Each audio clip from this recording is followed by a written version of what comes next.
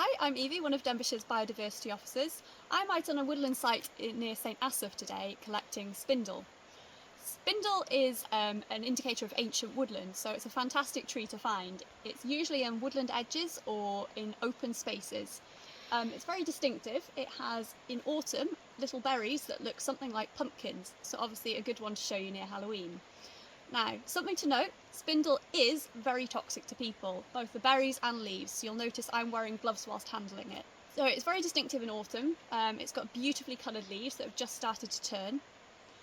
Its Latin name actually sort of translates from the Greek and it means good name, so people used to think of it as good fortune or lucky.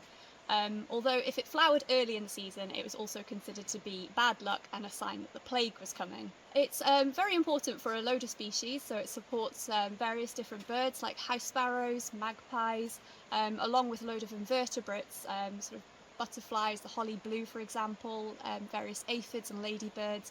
So it's an important part of its own little ecosystem.